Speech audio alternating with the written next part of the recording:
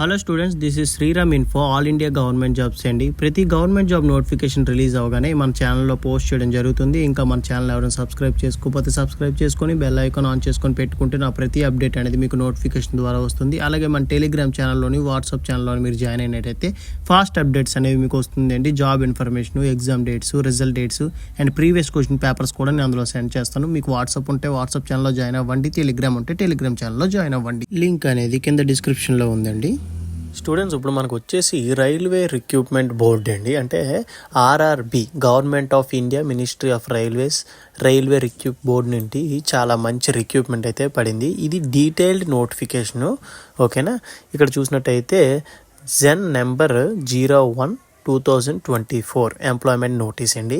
ఇక్కడ మనకి మ్యాప్ ఇచ్చారు, అంటే ఏ స్టేట్ నుంచి మనకి జాబ్స్ ఉన్నాయని చెప్పేసి మనకి మ్యాప్ ఇచ్చారు.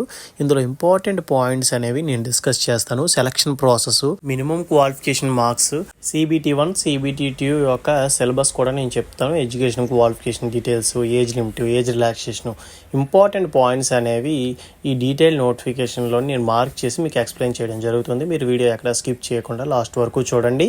ఇంపార్టెంట్ డేట్స్ చెక్ చేసుకున్నట్టయితే ఆన్లైన్ అప్లికేషన్ డేట్ అనేది 20th January 2024 స్టార్ట్ అయింది. క్లోజింగ్ డేట్ వచ్చేసి మనకి 19th February 2024 అయితే మనకి ఎండ్ అవుతుందండి. ఈ లోపు అయితే మనం అయితే అప్లికేషన్ అనేది సబ్మిట్ చేయాల్సి ఉంటుంది ఆన్లైన్లో. అలాగే డేట్ ఆఫ్ మోడిఫికేషన్ చూసుకున్నట్టయితే ఎనీ కరెక్షన్స్ మాట, ఇవి మనం ఏమైనా తప్పు పెట్టినట్టయితే ఇవి కరెక్షన్స్ చేసుకోవడానికి మనకి డేట్ ఎప్పుడు ఇచ్చారండి, 20th February 2024 నుంచి 29th February 2024 వరకు మనకి ఈ కరెక్షన్ విండో అనేది ఓపెన్ అయ్యి ఉంటుంది. అలాగే పోస్ట్ చూసుకున్నట్టయితే ALP అంటారండి, అసిస్టెంట్ లోకో పైలట్ మాట. దీనికి పే స్కేల్ లెవెల్ 2 ఇస్తున్నారు. ఇనీషియల్ పే వచ్చేసి 19,900 ఉంటుందండి బేసిక్ శాలరీ. గ్రాస్ శాలరీ వచ్చేసి మనకి 35,000 వరకు బై హ్యాండ్ అయితే మనకు వస్తుంది. మెడికల్ స్టాండర్డ్స్ వచ్చేసి A1 అండి. A1 అంటే మనకి మెయిన్ ఐ విజన్ అండి. ఇందులో మెయిన్ చూసేది మెడికల్ స్టాండర్డ్స్ వచ్చేసి ఫిజికల్ ఫిట్నెస్, అలాగే ఐ విజన్ అనేది 6/6 కంపల్సరీగా ఉండాలి. ఏజ్ లిమిట్ చూసుకున్నట్టయితే 18 to 30 years ఉన్న వాళ్ళు ఎవరైనా సరే అప్లై చేసుకోవచ్చు. ఏజ్ రిలాక్సేషన్ కూడా ఉంటుందండి. అండ్ నెక్స్ట్ టోటల్ వేకెన్సీస్ వచ్చేసి 5,696 వేకెన్సీస్ అయితే ఉన్నాయి. బోత్ మెయిల్ అండ్ ఫీమేల్ ఎవరైనా సరే దీనికి అప్లై చేసుకోవచ్చు. జోన్ వైజ్గా దీనికైతే డివైడ్ చేయడం జరిగింది పోస్టుల్ని. ఏజ్ రిలాక్సేషన్ చూడండి, SC ST క్యాండిడేట్స్ వచ్చేసి 5 years, OBC వాళ్ళకి వచ్చేసి 3 years, ఎక్స్ సర్వీస్ మ్యాన్లో అన్రిజర్వ్డ్ అండ్ EWS వచ్చేసి 3 years, ఎక్స్ సర్వీస్లో OBC వాళ్ళకి 6 years, ఎక్స్ సర్వీస్లో SC ST క్యాండిడేట్స్ వచ్చేసి 8 years అనేది ఏజ్ రిలాక్సేషన్ అనేది డివైడ్ చేయడం జరిగింది. ఎడ్యుకేషన్ క్వాలిఫికేషన్ అసిస్టెంట్ లోకో పైలట్కి వచ్చేసి 10th పాస్ అయ్యి ITIలో వీటిల్లో ఏ ట్రేడ్ చేసినా సరిపోతుందండి. ఈ నోటిఫికేషన్ డీటెయిల్స్ అనేవి నేను కింద డిస్క్రిప్షన్ ఇస్తాను, ఒకసారి మీరు చెక్ చేయండి. ఏ ట్రేడ్స్ ఇచ్చారంటే మనకి ఫిట్టర్ కానీ, ఎలక్ట్రీషియన్ కానీ, ఇన్స్ట్రుమెంటేషన్ మెకానిక్ కానీ, మెయింటెనెన్స్ మెకానిక్ కానీ, mechanic in radio and TV కానీ, ఎలక్ట్రానిక్ మెకానిక్ కానీ, వైర్ మ్యాన్ కానీ, ట్రాక్టర్ మెకానిక్ కానీ, ఆర్మేచర్ అండ్ కాయిల్ వెండర్ కానీ, అలాగే మెకానిక్ డీజిల్ మెకానిక్ చేసిన వాళ్ళు, హీట్ ఇంజిన్ అని, అలాగే మనకి machinist, refrigeration and air condition mechanic చేసిన వాళ్ళు కానీ, వీటిల్లో ఏ ట్రేడ్ చేసిన వాళ్ళైనా సరే దీనికి అప్లై చేసుకోవచ్చండి. లేదు డిప్లొమా చేసిన వాళ్ళు ఉంటారు కదండి 10th తర్వాత, వాళ్ళు చూసుకున్నట్టయితే ఇక్కడ మనకి ఇచ్చారు చూడండి, మెకానికల్ కానీ, ఎలక్ట్రికల్ కానీ, ఎలక్ట్రానిక్స్ కానీ, ఆటోమొబైల్ ఇంజనీరింగ్ కానీ, వీటిల్లో చేసిన వాళ్ళు ఏ ఒక్కరైనా సరే దీనికి అప్లై చేసుకోవచ్చండి. అంటే mechanical, next EEE students, ECE students, automobile engineering చేసిన వాళ్ళు ఎవరైనా సరే దీనికి అప్లై చేసుకోవచ్చు. అలాగే మనకి ఇక్కడ కింద డిగ్రీ అని చెప్పేసి మెన్షన్ చేశారు కదండి. డిగ్రీ అంటే BSc, BCom వీళ్ళు రారండి. ఎవరైతే ఇంటర్ తర్వాత బీటెక్ చేసిన వాళ్ళు ఉంటారో, ఏ streams mechanical, electrical, electronics, automobile engineering చేసిన వాళ్ళు ఉంటారు కదండి, వాళ్ళు దీనికి అప్లై చేసుకోవచ్చు అని చెప్పేసి మనకి క్లియర్గా మెన్షన్ చేయడం అయితే జరిగింది. జోన్ వైజ్గా మనకి ఇక్కడ ఏంటంటే పోస్టులు అనేవి డివైడ్ చేయడం జరిగింది. అహ్మదాబాద్ అని, బెంగళూరు అని, భోపాల్ అని, భువనేశ్వర్ అని, ఛత్తీస్గఢ్ అని చెప్పేసి మనకైతే డివైడ్ చేయడం జరిగింది. ఇక్కడ మెయిన్ మీరు గమనించాల్సింది ఏంటంటే ఆన్లైన్ అప్లికేషన్ పెట్టేటప్పుడు మీరు ఏ జోన్కి అప్లై చేస్తున్నారు, జోన్లో మీ కేటగిరీకి ఎన్ని వేకెన్సీస్ ఉన్నాయని కూడా చెక్ చేసుకొని దానికి తగ్గట్టుగా మీరైతే అప్లై చేసుకోండి. ఇక్కడ చూడండి, ఓపెన్ కేటగిరీకి వచ్చేసి ఎన్ని ఉన్నాయి, SC క్యాండిడేట్స్కి ఎన్ని ఉన్నాయి, ST వచ్చేసి, OB, ఈడబ్ల్యూఎస్ మొత్తం టోటల్ వేకెన్సీస్, అలాగే ఎక్స్ సర్వీస్ మ్యాన్కి వచ్చేసి ఎన్ని వేకెన్సీస్ ఉన్నాయి టోటల్గా మీరు చెక్ చేసుకోండి. మీ కేటగిరీకి ఎన్ని వేకెన్సీస్ ఉన్నాయి, ఏదైతే ఎక్కువగా ఉన్నాయో వాటికి మీరు ఎక్కువ ప్రిఫర్ చేసి దానికి మీరు అప్లై చేసినట్టయితే మీకు ఛాన్సెస్ ఎక్కువ ఉంటాయండి వచ్చేవి.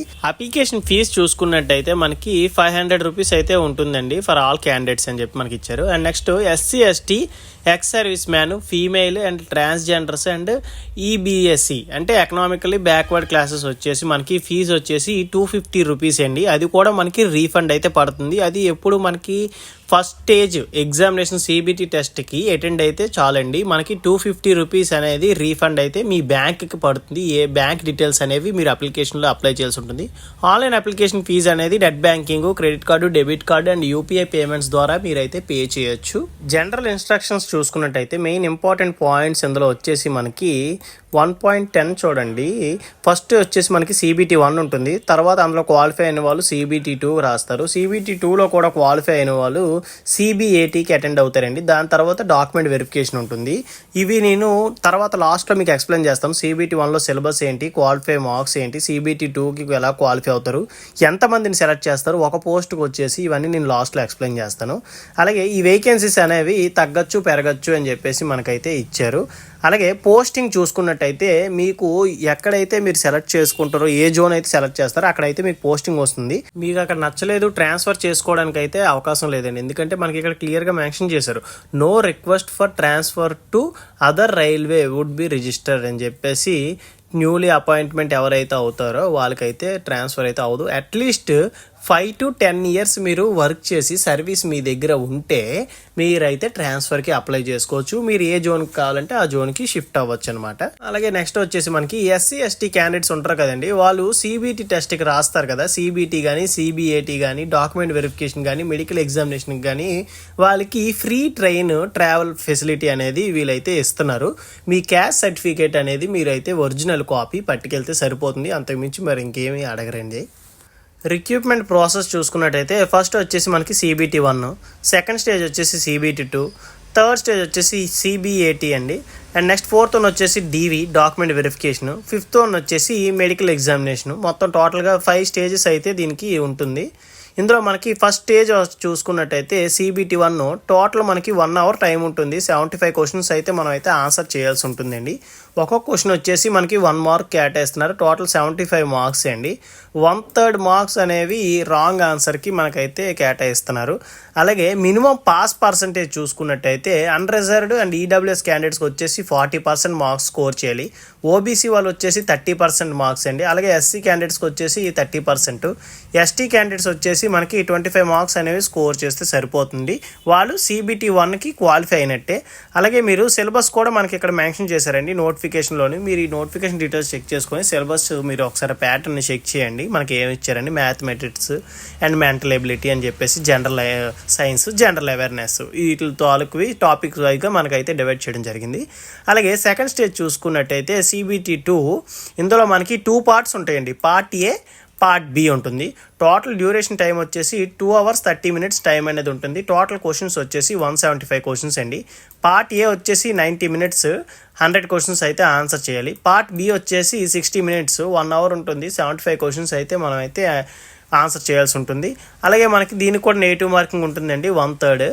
అలాగే దీనికి పాస్ పర్సంటేజ్ చూసుకున్నట్టయితే అన్రిజర్వ్డ్ అండ్ ఈడబ్ల్యూఎస్ క్యాండిడేట్స్కి వచ్చేసి 40%, OBC అండ్ వచ్చేసి 30% అండి. అలాగే SC క్యాండిడేట్స్ వచ్చేసి 30%, ST క్యాండిడేట్స్ వచ్చేసి 25% అండి. సేమ్ ఇక్కడ మనకి ఏమి ఇచ్చారంటే పార్ట్ Aలో కంపల్సరీగా మీరు అయితే స్కోర్ చేయాలండి. అందులో క్వాలిఫై అయితేనే సెకండ్ పార్ట్ B అనేది మీకు కరెక్షన్ అనేది స్టార్ట్ అవుతుంది. అలాగే CBT 2 కూడా మనకైతే సిలబస్ అనేది డివైడ్ చేశారండి. ఆ సిలబస్ మీరు అయితే చెక్ చేయండి.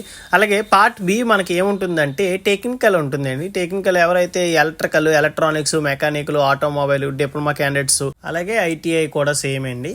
ఎవరి ట్రేడ్కి సంబంధించి వాళ్ళకైతే పార్ట్ Bలో క్వశ్చన్స్ అనేవి ఇవ్వడం జరుగుతుంది. నెక్స్ట్ వచ్చేసి మనకి CBAT అండి, కంప్యూటర్ బేస్డ్ యాప్టిట్యూడ్ టెస్ట్ అంటారు. దీనికి వచ్చేసి మనకి ఒక పోస్ట్కి వచ్చేసి 8 మందిని అయితే సెలెక్ట్ చేయడం జరుగుతుందండి. ఈ 8 మందిలో మనం అయితే క్వాలిఫై అవ్వాలి. అండ్ నెక్స్ట్ దీనికి వచ్చేసి మనకి హిందీ అండ్ ఇంగ్లీష్లో ఉంటుంది ఎగ్జామ్ అనేది. నో నెగిటివ్ మార్కింగ్ అండి దీనికి వచ్చేసి. Next document verification. How to apply అంటే ఫస్ట్ వచ్చేసి మనం క్రియేట్ అన్ అకౌంట్ అండి. అంటే మనం అయితే ఒక అకౌంట్ అనేది క్రియేట్ చేసుకోవాలి.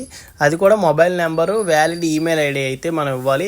మనకి ఓటీపీస్ అనేవి వస్తాయి. ఓటీపీ మనం ఎంటర్ చేస్తే మనం అయితే అకౌంట్ అనేది క్రియేట్ అవుతుంది. క్రియేట్ అయిన తర్వాత ఆన్లైన్ అప్లికేషన్ అనేది పంపించాల్సి ఉంటుందండి. మన ఫోటో అండ్ సిగ్నేచర్ అనేది అప్లోడ్ చేయాల్సి ఉంటుంది. అది కూడా 30 to 70 KB సైజ్ అయితే ఉండాలి. అలాగే క్యాస్ట్ సర్టిఫికేట్ అయితే అప్లోడ్ చేయాల్సి ఉంటుంది. తర్వాత రిమైనింగ్ అప్లికేషన్ ప్రాసెస్ అంతా సేమ్ అండి. ఏ జోన్కి అప్లై చేస్తున్నారు ఏంటి అని చెప్పేసి తర్వాత స్టెప్ వచ్చేసి మనకి అప్లికేషన్ సబ్మిట్ చేసిన తర్వాత ఫీ పేమెంట్ అయితే చేయాల్సి ఉంటుందండి. ఫీ పేమెంట్ అయిపోయిన తర్వాత అప్లికేషన్ అనేది సబ్మిట్ అయిపోయినట్టే, టోటల్గా కంప్లీట్ అయిపోయినట్టేనండి. మీకు ఇంకా ఈ నోటిఫికేషన్లో కానీ లేదంటే అప్లికేషన్ ప్రాసెస్లో కానీ మీకు ఏదైనా డౌట్ ఉంటే ఈమెయిల్ ఐడి ద్వారా కానీ లేదంటే ఫోన్ నెంబర్ ద్వారా కానీ మీరైతే వాళ్ళకి కమ్యూనికేట్ చేసి మీ డౌట్స్ అనేవి క్లారిఫై చేసుకోవచ్చు. 10 AM నుంచి 5 PM వరకు ఆన్ వర్కింగ్ డేస్లోనే వాళ్ళైతే అవైలబుల్గా ఉంటారండి. మీ డౌట్స్ అనేవి అక్కడ క్లారిఫై చేసుకోవచ్చు. చాలా మందికి వచ్చే డౌట్ ఏంటంటే మనకి ఎగ్జామ్ అనేది ఏ లాంగ్వేజెస్లో ఉంటుందని. మనకి ఇక్కడ మీడియం ఆఫ్ ఎగ్జామినేషన్ చూసుకున్నట్టయితే CBT 1, CBT 2 వచ్చేసి ఇంగ్లీష్, హిందీతో పాటుగా 13 రీజనల్ లాంగ్వేజెస్లో అయితే ఉంటుందండి. అందులో మనకి తెలుగులో కూడా ఉంటుంది. తెలుగు, తమిళ్, ఒడిస్సా, మరాఠీ అని చెప్పేసి 13 రీజనల్ లాంగ్వేజ్లో అయితే CBT 1, CBT 2 అనేది ఉంటుంది. అలాగే CBAT అనేది ఓన్లీ ఇంగ్లీష్ అండ్ హిందీలో మాత్రమే ఉంటుంది. ఈ నోటిఫికేషన్లో ఇంపార్టెంట్ పాయింట్స్ అనేవి ఇవేనండి. మీకు ఇంకా ఏమైనా డౌట్ ఉంటే మనకి అక్కడ పైన email ID and mobile number కూడా ఇచ్చారు కదండి. దాని ద్వారా మీరైతే వాళ్ళకి కాంటాక్ట్ అవ్వచ్చు. లేదంటే నాకు కింద కామెంట్ బాక్స్లో మీరు కామెంట్ చేసినట్టయితే మీకు ఖచ్చితంగా నేనైతే రిప్లై ఇస్తాను. మరిన్ని అప్డేట్స్ కోసం మన ఛానల్ సబ్స్క్రైబ్ చేసుకొని బెల్ ఐకాన్ ఆన్ చేసుకొని పెట్టుకుంటే మన ప్రతి అప్డేట్ అనేది మీకు నోటిఫికేషన్ ద్వారా వస్తుంది. వీడియో నచ్చినట్టయితే లైక్ చేయండి. మీ ఫ్రెండ్స్ కూడా షేర్ చేసినట్టయితే ఈ ఇన్ఫర్మేషన్ అనేది వాళ్ళకి కూడా యూజ్ అవుతుంది. Thank you so much for watching video. Keep supporting.